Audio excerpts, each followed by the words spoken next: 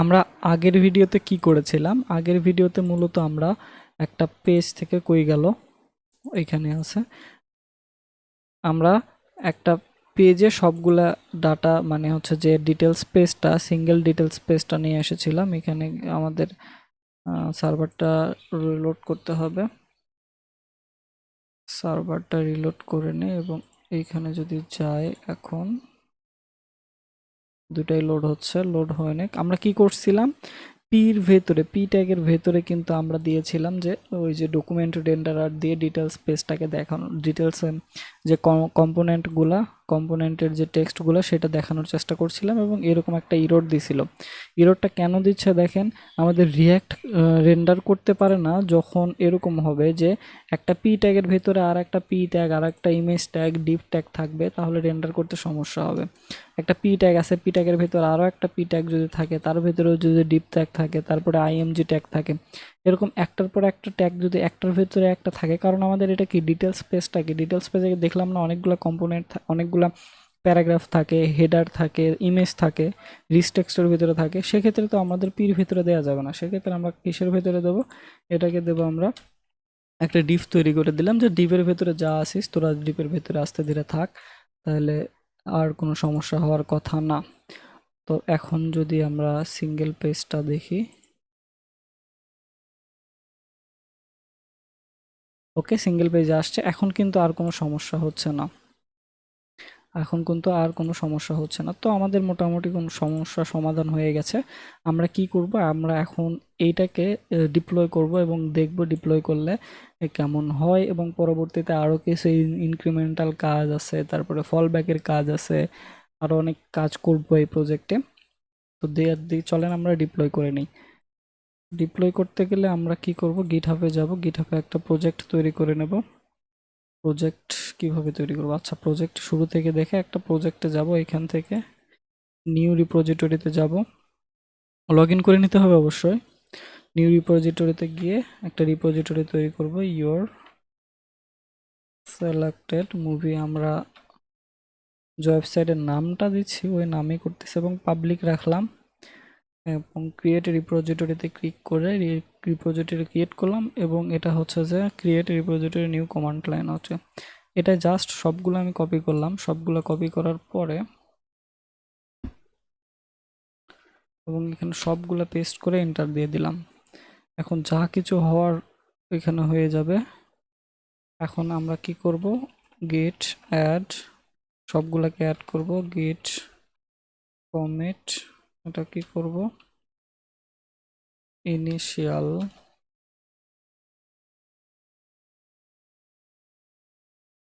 Commit, এবং গিট push করে দেব। তাহলে মোটামুটি সবগুলা ডাটা আমাদের এইখানে চলে আসবে। তো গিটহাবে আমরা রাখলাম, আপনাদের এই লিঙ্কটা দিয়ে দেবো গিটহাবের, আপনারা এখান থেকে ডাটাগুলো দেখতে পারবেন এবং এই যে লেকচারের ইয়েগুলো আছে, কোডগুলো আছে, এগুলো দেখতে পারবেন। আমরা কোথায় ডিপ্লয় করব, আমরা ডিপ্লয় করব যে নেক্সট জেএস এর যে মাদার কোম্পানি, সেটা ভার্সেলে ডিপ্লয় করব। তো ভার্সেলের জন্য একদম মানে নেক্সট জেএস এর জন্য ভার্সেলই বেস্ট।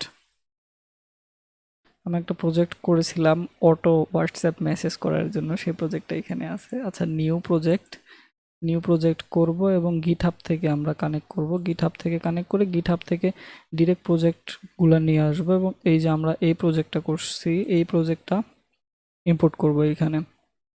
প্রজেক্টটা ইম্পোর্ট করার পরে এইখানে রিপোজিটরি আমরা ডিরেক্ট রিপোজিটরিতেই দেব, এবং এইখানে আউটপুটে তেমন কিছু নাই, এখন প্রয়োজন নাই, পরবর্তীতে প্রয়োজন হলে দেবো। এখানে দেবো এনভায়রনমেন্ট ভেরিয়েবল, কারণ আমাদের গিটহাবে কিন্তু এই যে এনভায়রনমেন্ট ভেরিয়েবল যায় নাই। তো এনভায়রনমেন্ট ভেরিয়েবল তাহলে কোথায় পাবে, সেক্ষেত্রে তো আমাদের এনভায়রনমেন্ট ভেরিয়েবল দিতে হবে। সেক্ষেত্রে এনভায়রনমেন্ট ভেরিয়েবল দেওয়ার জন্য এখানে আমরা এনভায়রনমেন্ট ভেরিয়েবলের নাম এবং ভ্যালুগুলো দেব। তো তাহলে আমাদের এনভায়রনমেন্টের নাম কি, ভেরিয়েবলের নাম হচ্ছে এটা, কপি করলাম, দেন এটাও কপি করলাম, সব একসাথে কপি করি, তারপর মজা করে পেস্ট করব, তারপর এটাও কপি করলাম, চারটা কপি করলাম, চারটায় কিন্তু আমার কপি ক্লিকবোর্ডে আছে। এখন সেগুলো পেস্ট করবো। এই ছোটো ছোটো জিনিসগুলা যদি আমরা মেনটেন করি, দেখবেন আমাদের কাজগুলো অনেক সহজ হয়ে যাচ্ছে। এই যেটা ক্লিকবোর্ড কিভাবে নিয়ে আসলাম, তারপর উইন্ডোজ প্লাস ভি বাটনে ক্লিক করলে সব ক্লিকবোর্ড আসবে যেগুলো যেগুলো কপি করছিলেন। দেন এটা অ্যাড করলাম, আর একটা অ্যাড করব কোনটা, এটা। দেন এটার হচ্ছে ভ্যালু হচ্ছে এটা, এটা অ্যাড করলাম। দেন ডিপ্লয় করি। এই সিম্পল জিনিসগুলো করলে আমাদের কাজ অনেক দ্রুত হয়। তো বিল ডিপ্লয় হচ্ছে, ডিপ্লয় হতে কিছুটা সময় নেবে।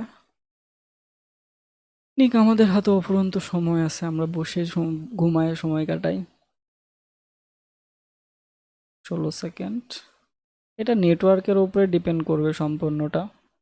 আমার নেটওয়ার্ক চলে গেছিল, ওয়াইফাই চলে গেছিল, ওয়াইফাই আসছে। আমি ফোনের হটস্পট দিয়ে চালাচ্ছি আপাতত। হ্যাঁ, নেট চলে আসছে, আমি তাহলে হটস্পটটা অফ করে দিই আমার। আমার হটস্পট, আমাদের ওয়াইফাই রাউটারের ওয়াইফাই নাম, হটস্পটের নাম হচ্ছে যে জাদুর বাক্স। হাস্যকর। আচ্ছা, ডিপ্লয় হচ্ছে, ডিপ্লয় মোটামুটি হয়ে গেছে। Continue to dashboard, congratulations. এবং যদি আমরা এখান থেকে ভিজিট করি ওয়েবসাইটটাকে, ভিজিট করলে কেমন দেখাবে। হ্যাঁ, আমাদের ওয়েবসাইট কিন্তু কমপ্লিট হয়ে গেছে।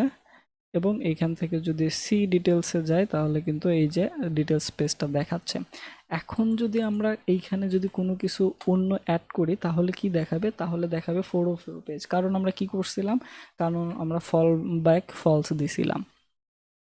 তো এখন যদি আমরা কোনো কিছু চেঞ্জ করি আমাদের প্রজেক্টের, ধরেন এখানে নামটা চেঞ্জ করলাম বা নামের সাথে কিছু অ্যাড করে দিলাম, তাহলে এটা কিভাবে মানে হচ্ছে এখানে চেঞ্জ হবে।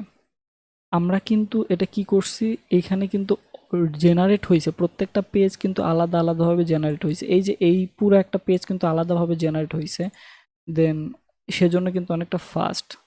দেন এই পেজটা কিন্তু আলাদা আলাদাভাবে জেনারেট হয়েছে। আমাদের নেক্সট জেএসে এই যে জেনারেট করে স্ট্যাটিক পেজ তৈরি করার জন্যই কিন্তু অনেকটা ফাস্ট কাজ করে। যে পেজটা রেডি করা আছে, ডিরেক্ট খালি যেটা চাইবে সেটা দেবে। তো এই পেজগুলো রেডি করা আছে। তখন পেজে যদি কোনো কিছু চেঞ্জ করি তাহলে ডিরেক্ট কি চেঞ্জ হওয়ার সম্ভাবনা আছে? ডিরেক্ট কিন্তু চেঞ্জ হয় না। চেঞ্জ করার জন্য আমাদের কিছু ইনক্রিমেন্টাল ব্যাপার স্যাপার আছে, সেগুলো আমরা দেখব পরের ভিডিওতে।